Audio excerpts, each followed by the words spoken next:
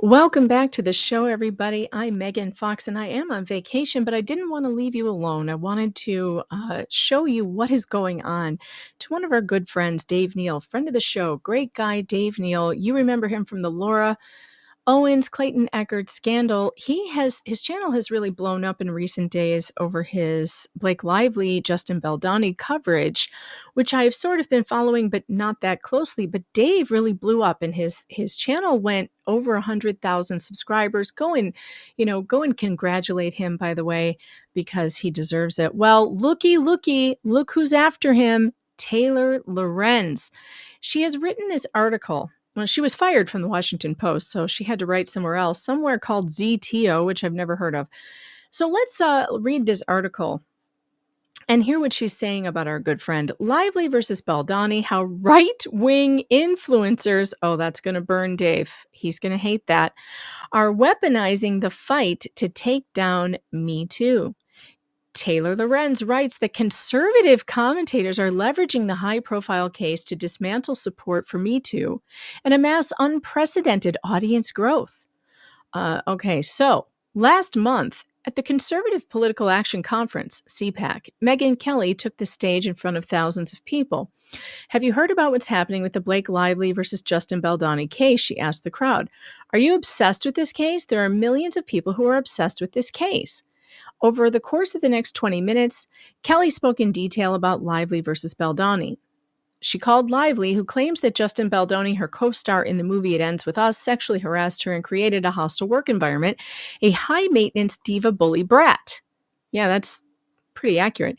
Kelly said that after the Lively's claims of sexual harassment became public, Blake Lively believed she'd be received like an Alyssa Milano or Ashley Judd Me Too victim, but is instead looking a lot more like Amber Heard. Kelly is just one of a roster of conservative influencers dominating the Lively versus Baldoni coverage. Right-wing creators, including Candace Owens, have been at the forefront of the case, while mainstream liberal creators follow in their footsteps, often laundering right-wing talking points to their progressive audiences. Well, what's really maddening about this? If it's the truth, it's the truth. If the evidence shows that she is a high-maintenance bully brat, then that's what she is. And everybody, conservative and left-wing, should all be on the same page. But see, Taylor believes that left-wing influencers or content creators ought to all be backing Me Too, no matter what the evidence shows. All right, moving on. Conservative influencers are not just covering the Lively versus Baldoni story more frequently than everyone else. They're covering it faster, in more detail, and providing the most compelling, up-to-the-minute storylines. Well, you know what, Taylor? Get better at your job. Do better. If you want to cover a different side of it, then do it better and faster and in more detail, but you're lazy, and that's why you don't. So Megyn Kelly, she's got a tweet in here from Megyn Kelly that says, "Hear Justin Baldoni in his own words in a voice message to his editors about how he was treated at the premiere of It Ends With Us, played exclusively on the Megyn Kelly Show today. Here's the full interview. It has brought in a new audience and changed my demographics, Candace Owens, the conservative commentator who has been making an aggressive effort to target women lately, told me." What an unfair sentence. I mean, I'm not a huge fan of Candace Owens, but making an aggressive effort to target women lately? Where's the evidence to back that statement up? I mean, Candace targets a lot of people. I don't think women specifically. Owens said that she's seen a surge of liberals who normally wouldn't claim to agree with her politics tuning in for her pop culture coverage. It has brought in people who have never listened to my content because they feel so passionate about it, and Justin Baldoni, she said. I've had the same thing happen to me when I was covering the Sex and the City reboot, which was so terrible. And I gathered a big following of people who came from all different political backgrounds and not just conservatives.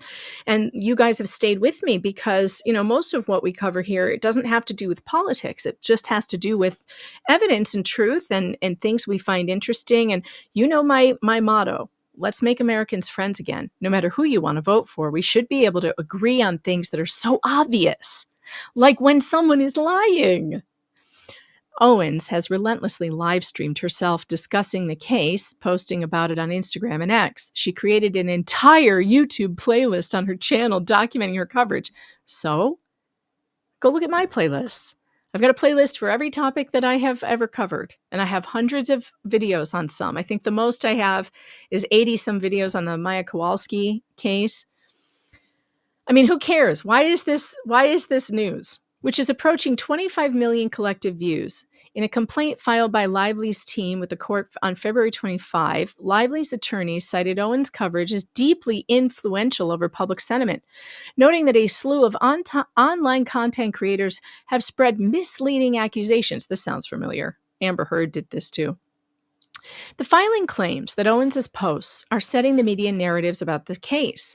Owens celebrated the name check in a YouTube video, which amassed 1.6 million views. As the writer Gary Baum at The Hollywood Reporter noted in January, for those on the right, Justin Baldoni represents the most sympathetic figures in contemporary American life, the canceled man. Meanwhile, Lively is a liberal who has received publicity for repeatedly donating to left-coded Indigenous causes and is perhaps best known for her close friendship with Taylor Swift, an enemy of President Donald Trump. Most importantly, conservatives have recognized that the case, much like Johnny Depp's crusade against Amber Heard, this sentence. No. You mean Johnny Depp's crusade for the truth can be weaponized to dismantle support for the Me Too movement, which was always bullshit. Let's just be honest, which conservatives have long sought to roll back. Yeah, because it's not about truth. It's about revenge. And it's been used by horrific women like Amber Heard to harm someone falsely. When the Democrats lost again to Trump last fall, mainstream liberals all over the internet claimed that the party needed to do some major soul searching. For a brief moment, they seemed to realize that their political movement was completely out of step with the culture. They held countless panels, forums, and strategy sessions that emphasized the urgent quest, for Democrats to identify or cultivate their versions of the left's Joe Rogan. Good luck. I'm sorry. I don't mean to laugh. I mean, I can't help it. In other words, influential online figures who could speak authentically to a broad audience on cultural topics. Liberals spoke about the need to leverage pop culture and seemingly non-political topics as a bridge to engage the public in political ideas indirectly. So in other words, trick the public, thus enhancing Democratic appeal. Liberal pundit Chris Hayes went on Ezra Klein's podcast to bemoan Democrats losing the attention war badly. This realization prompted political action committees and wealthy Democratic donors to shower mainstream liberal influencers with funding, promising greater cultural relevance and audience reach. 5 months later, the Lively versus Baldoni coverage reveals what a spectacular failure their efforts have been. You can't stop the signal, Mal. Fox News has published near daily updates on the case, and conservative influencers are owning the story, skyrocketing their audience numbers and transforming the public narrative on Me Too, while mainstream liberals either parrot Candace Owens' talking points or refuse to acknowledge the case at all. Phil DeFranco, the number one news influencer in America, according to Pew Research, who is watched by a large liberal audience, has only covered the case once on his channel in a segment he described as a surface-level normie breakdown. In the segment, both sides Lively's harassment claims. Both sides? What is both sides? Is that like she made that up? Like both sides? And proceeds to highlight commentary from an extreme far-right influencer who has terrorized Me Too victims. Who's that? And pushed people to follow creators defending Harvey Weinstein. Practically all other liberal news pundits have simply ignored the story. If you're on social media platforms, especially if you're a woman or under the age of 40, content about Lively versus Baldoni has likely become inescapable. TikTok, YouTube, and Instagram videos about the case are amassing millions of views. Google searches have skyrocketed, and as Megyn Kelly said on stage, all of America seems to be obsessed with the controversy. Right-wing creators have become expert at tapping into online trends and cultural conversations and immediately recognize the opportunity. Well, it's because we're sick of false accusations. It has nothing to do with, this is an opportunity. It's because false accusations are horrifically damaging to the people that they are directed at. Horrifically damaging, and they have destroyed lives. And we're sick of it. All of America is sick of it. It's not just the right. It is most Americans are sick of specific groups weaponizing lies against people to destroy their lives. Laura Owens did it to Clayton Echard. Nobody liked that. Right now, Jeremy Hales is having it done to him by his neighbors. People don't like that. Lies and smear campaigns are not working anymore. Last fall, after Baldoni's smear campaign against Lively was revealed in the New York Times, look who she's saying is using a smear campaign, conservative influencers sprung into action. They flooded the zone. Listen, conservatives don't even like Justin Baldoni. I don't know any. In fact, some of them that I know, including that umbrella guy, hasn't really even wanted to cover it because Justin Baldoni is one of these pro-Me Too guys. Like, it's not fun for us to defend a guy like this. Trust me, it's not because anyone loves Justin Baldoni. It's because the truth matters. That's it. They flooded the zone with exhaustive coverage aimed at discrediting Lively. No, they flooded the zone with coverage showing the evidence that she's a liar. Pop culture is gaining a huge following of right-wing media because of the creators who are covering the whole Blake Lively Baldoni case. They infiltrated gaming, fitness, sports spaces, and now they're coming for entertainment. They have used the case to dismantle public support for Me Too, especially among liberal women. So far, it's working. Recently, 2 co-founders of Betches, a liberal women's media company that has done work with the DNC, repeated Owens' exact framing of the case on Instagram. Well, maybe she's right. Attacking Lively to their audience of progressive women followers. They lambasted the New York Times for their coverage and called Lively a narcissistic egomaniac. But what if she is?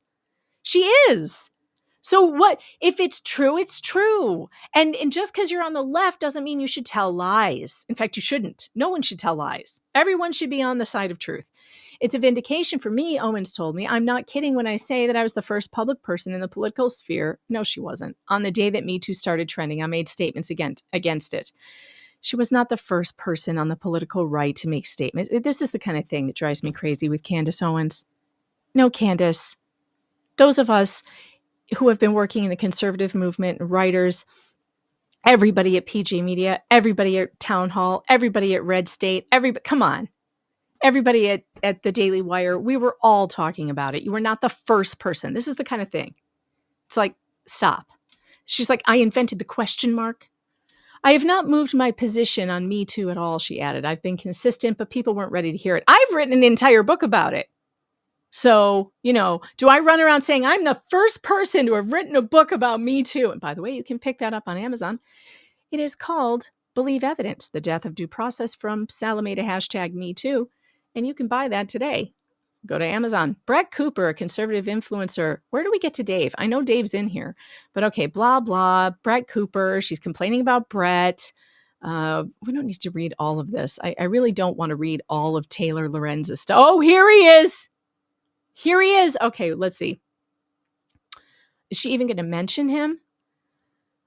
Cooper added that Lively versus Baldoni case reveals a broader generational shift in conservative media. A lot of it is this new breed of younger people in right-wing media, she said. She cited Ben Shapiro's viral movie reviews of Wicked and Barbie as examples of how adept conservative commentators are at discussing Hollywood.